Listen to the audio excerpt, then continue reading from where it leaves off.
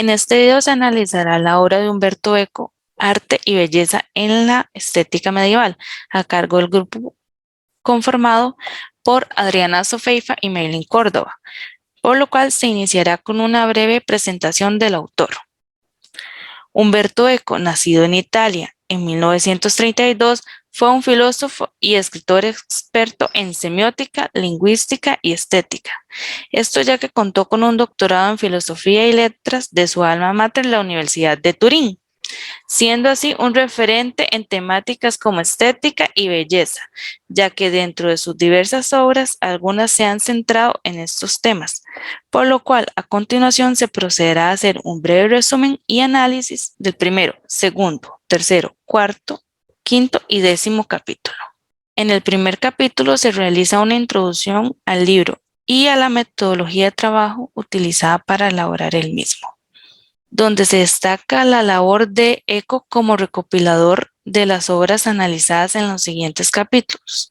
Eco hace referencia a la periodización de la Edad Media, ya que éste se ha descrito como un conjunto de siglos y mayores características en común, los cuales se encuentran situados en medio de dos grandes y majestuosos periodos. Estos siglos poseen el mito de ser escasos de elementos relevantes y poseer poca sensibilidad estética, lo cual es desmentido en este libro. Además, se resalta la innovación en la cultura medieval, ya que, como se ha mencionado a lo largo del curso Historia Medieval, en este periodo, al contrario del mito, se realizaron diversas innovaciones. Sin embargo, estas fueron consideradas como repeticiones de los conocimientos previos. En el capítulo 2, denominado La sensibilidad estética medieval, se analizan los intereses estéticos de la Edad Media y la estética desde la religión. Como se menciona al inicio de este capítulo, en este periodo, pese a los mitos, sí se desarrolló una originalidad en la estética, la cual, aunque parte de la divinidad, llega a tener grandes conflictos con la misma. Otro de los elementos a los cuales se hace énfasis en este apartado es a la concepción de la belleza, ya que, como menciona el autor, cuando el filósofo medieval habla de belleza, no se refiere solo a un concepto abstracto, sino que se remite a experiencias concretas, por lo cual la belleza se debe entender desde la mentalidad del ser humano medieval, llegando a comprender la relación entre el concepto de belleza y los elementos más significativos del periodo, como lo fue la religión. Por lo cual, Eco destaca en la página 12 que cuando la escolástica habla de belleza se refiere a un atributo de Dios, además de que no existe una relación metafísica con la teoría del arte. Por otra parte, el autor hace referencia en diversas ocasiones hacia la presencia de obras artísticas dentro de los lugares sagrados, estableciendo un conflicto debido a la belleza de estas obras, las cuales llegaron a distraer la atención de los fieles. Esto se puede observar en los escritos de San Bernardo, el cual describe la iglesia de Cluny, la cual criticó por las esculturas que posee, mencionando así que se agolpan los hombres para besarlo, les invitan a depositar su ofrenda, se quedan pasmados por el arte, pero salen sin admirar su santidad. Otro de los elementos señalados es la distracción que producen los instrumentos en el canto sagrado, ya que estos producen un deleite agudo que desvía el ánimo del fiel de la primitiva intención de la música sagrada. Por otra parte, se mencionan las escrituras, las cuales centran su atención en ella y no en las escrituras sagradas. Sin embargo, se resalta la influencia de la religión en diversas manifestaciones artísticas. Asimismo, se recuperó el valor estético de la muerte mediante la belleza interior, la cual no fallece. Por último, en este capítulo se mencionan algunas de las colecciones más importantes, como lo fue la colección del Duque de Berry, la cual muestra una vez más la sensibilidad artística del hombre medieval. El tercer capítulo es denominado Lo bello como trascendental. En este apartado se menciona el universo como una inexhausta irradiación de belleza. Además, se especifica la belleza mediante 3 elementos: especie, número y orden, por lo cual la escolástica posteriormente realiza una sistematización de la visión estética del cosmos. Felipe el Canciller describe la importancia del dualismo en la escolástica del siglo XIII, resaltando la armonía existente entre la belleza física y la virtud.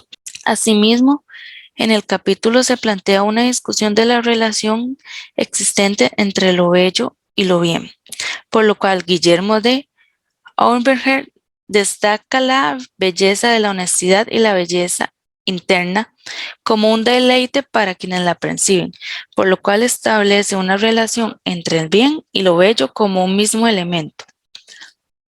Sin embargo, posteriormente se establece una oposición donde se menciona el bien y lo bello como elementos diferentes, ya que el autor menciona que lo bello indica la disposición del bien en cuanto que es placentero a la facultad de apreciación. El bien, en cambio, significa la disposición en cuanto que deleita el sentimiento. Por otra parte, Alberto Magno explica una estrecha relación entre el bien y lo bello, lo cual solo se distingue mediante la intuición y la razón. Luego, en el capítulo 4, denominado Las estéticas de la proporción, el autor se centra en dar una definición medieval de la belleza, en donde la fórmula central era la congruencia, es decir, lo relacionado con las proporciones y los números. Esta concepción fue tomada de Pitágoras, Platón y Aristóteles, y poco a poco la congruencia se volvió el dogma que establecía lo estético. Humberto Eco lo describe así: la belleza no consiste en los elementos, sino en la proporción de un dedo con la relación a otro dedo, de todos los dedos, respecto al resto de la mano, y de todas las partes, en fin, respecto a todas las otras, como se haya escrito en el canon de Policleto. En otras palabras, la belleza era la perfección numérica con respecto a la proporción y distribución de los objetos o de los cuerpos. Humberto Eco menciona que una de las influencias que tuvo la Edad Media para establecer los cánones de la perfección estuvieron basados en la teoría del arquitecto Vitruvio, del cual se rescató el número 4 como un número de perfección. Esto debido a los 4 puntos cardinales, las 4 fases de la luna, las 4 estaciones, las 4 letras del nombre Adán, las 4 regiones del mundo, los 4 elementos y el 4 como un número del hombre de acuerdo al Vitruvio. De ahí que la longitud del hombre con los brazos abiertos corresponderá a su altura, dando así la base y la altura de un cuadrado ideal. 4 será el número de la perfección moral. Luego, en el siglo XIII, Vicente de Beauvoir formuló bajo las bases del Vitruvio que el rostro será la 10ª parte del cuerpo, etc. Y no se reducen cada una separadamente a una unidad numérica neutra. Pero luego el número 5 también tendrá importancia en la proporcionalidad del cuerpo, en donde el ombligo es el centro del cuerpo humano y el perímetro formado por las líneas rectas que unen las diferentes extremidades da un pentágono. Pero la influencia vitruviana también tuvo hincapié en la arquitectura y las artes plásticas, en donde Vicente de Beauvoir recuerda que la arquitectura consta de orden, disposición, euritmia, simetría y belleza. Es decir, en la arquitectura también estuvo el principio de la proporción como un ente regulador de la estética. Eco lo describe como el aspecto esotérico de la mística de la proporción, en donde las edificaciones de las estructuras en forma de pentágono del arte gótico y los rosetones en las catedrales son ese ejemplo de la proporción. Luego, en el capítulo 5, denominado las estéticas de la luz, se menciona que Agustín de Hipona tenía la idea de que el triángulo perfectamente bello era el equilátero, puesto que los 3 lados tenían la misma medida y era una misma proporción. pero que era mejor el cuadrado que el triángulo, ya que tenía 4 ángulos iguales, y esos 4 ángulos suponían 4 lados perfectos. Sin embargo, la figura perfecta era el círculo a causa de su ausencia de ángulos, y de esta manera su circunferencia era continua. Ante el auge del protagonismo del círculo, se rompía la teoría de la proporción a causa del decrecimiento de elementos múltiples por una perfección indivisa. Es decir, se reemplazó la estética de la cantidad por la estética de la cualidad. Según Eco, este cambio de preferencias de la estética estuvo influenciada por la génesis del gusto por el color y la luz. La belleza del color es sentida uniformemente como belleza simple, de inmediata perceptibilidad, de naturaleza indivisa, no debida a una relación como sucedía con la belleza proporcional. Además, este gusto medieval cromático era sinónimo de lo simple y lo inmediato, en donde los colores serán elementos y no tanto matices.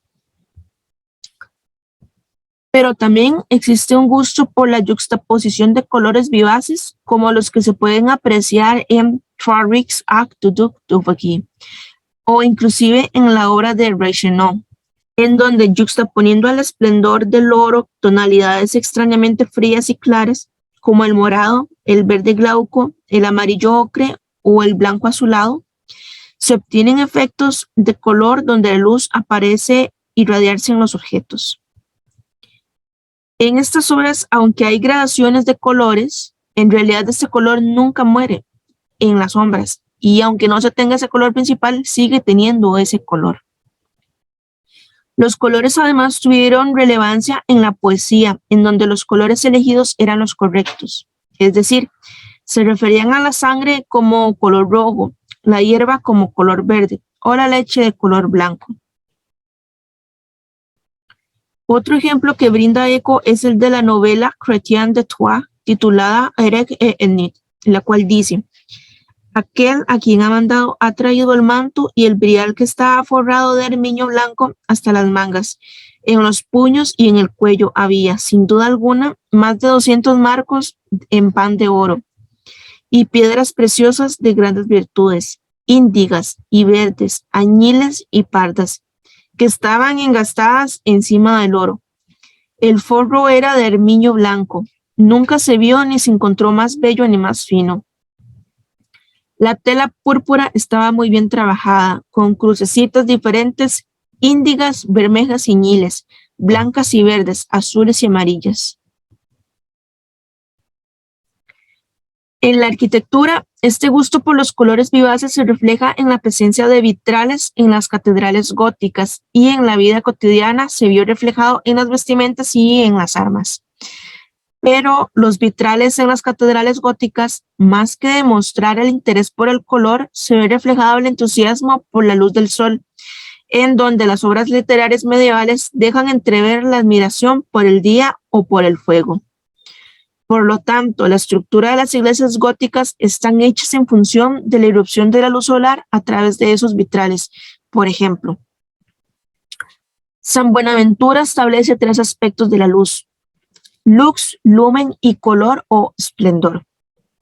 La primera se considera como el origen de todo el movimiento, la cual forma los minerales y los gérmenes de la vida al penetrar la luz en la profundidad de la tierra. La segunda se transporta por los medios transparentes a través de los espacios. Y la tercera se refiere al color que aparece en los cuerpos cuando la luz los ilumina. Con todo esto, el color aparece a partir del encuentro de la luz encerrada en el objeto y la luz del espacio.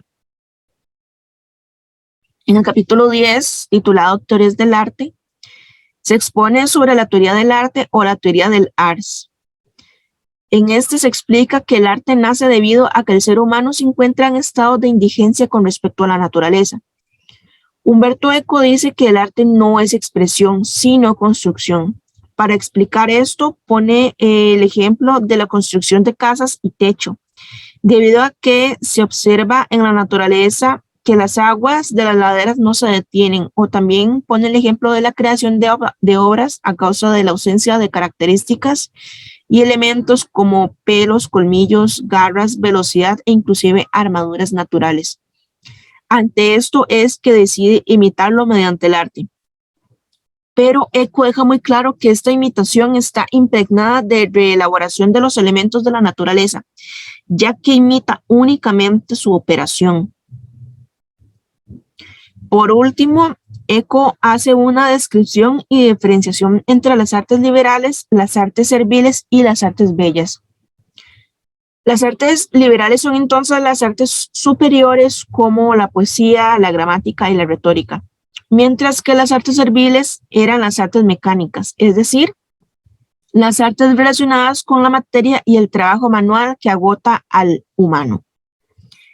Esta división entre las artes liberales, las artes serviles, son la consecuencia del desarrollo de la mentalidad de la sociedad feudal, en donde el conocimiento intelectual es superior y el trabajo manual es sinónimo de inferioridad. Esto según Eco. Ahora bien, las artes bellas son cuando el resultado de las artes serviles logran causar en el espectador placer de la belleza.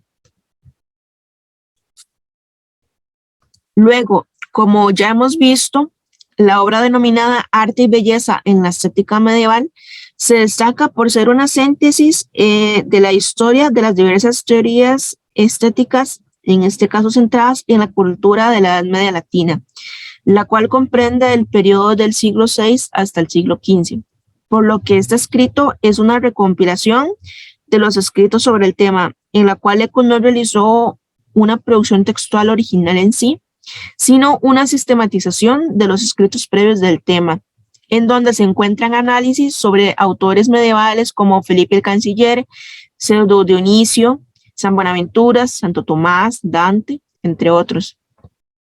Este libro a su vez se realizó con el propósito de brindar accesibilidad del tema a la población no especializada en historia de la estética o en el periodo medieval.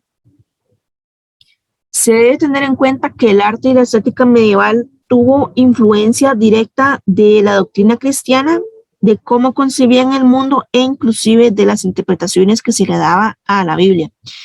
Pero sobre todo en la Edad Media se tendió a evolucionar la estética construida en la antigüedad y de esta manera se llegó a introducir conceptos y percepciones del hombre y su rol en el mundo y en las obras hechas por Dios, es decir, la creación. Ante esto, Eco menciona en la obra analizada en este video que la cultura medieval tiene el sentido de innovación, pero se las ingenia para esconderlo bajo el disfraz de la repetición, al contrario de la cultura moderna, que finge innovar incluso cuando repite. Sin embargo, cabe mencionar que el concepto de belleza para la filosofía de la Edad Media es bastante amplio, ya que en su mayoría, como se ha mencionado en el texto, la belleza se entiende como trascendental, así como una experiencia de lo sensible, situando así la belleza en lo abstracto como en experiencias concretas, por lo cual Eco explica la teoría estética como todo lo que desde bases filosóficas trabaja la belleza, el arte y el proceso de creación y apreciación del arte y belleza. Es decir, la teoría estética se encarga de analizar el proceso de creación como de apreciación del arte y la belleza. Además, toma en cuenta la cotidianidad de la vida y la influencia de otras técnicas artísticas que se utilizan fuera de los esquemas filosóficos que estandarizan la estética. Por otra parte, el cumplimiento de lo estético estuvo influenciado directamente por dinámicas políticas y religiosas, siendo los pilares la construcción de la interpretación de lo político y lo teológico, la cosmovisión que tuvo la sociedad, el lenguaje y las transformaciones sociales de la época medieval. En este punto, es importante mencionar que el filósofo Eco plantea el estudio de la temática desde una reconstrucción histórica, resaltando a su vez que este estudio debe ser realizado con una visión filosófica en torno a la época estudiada y no en la actual, por lo cual se destacan las respuestas brindadas a los fenómenos estéticos generados desde la metafísica influyente del periodo.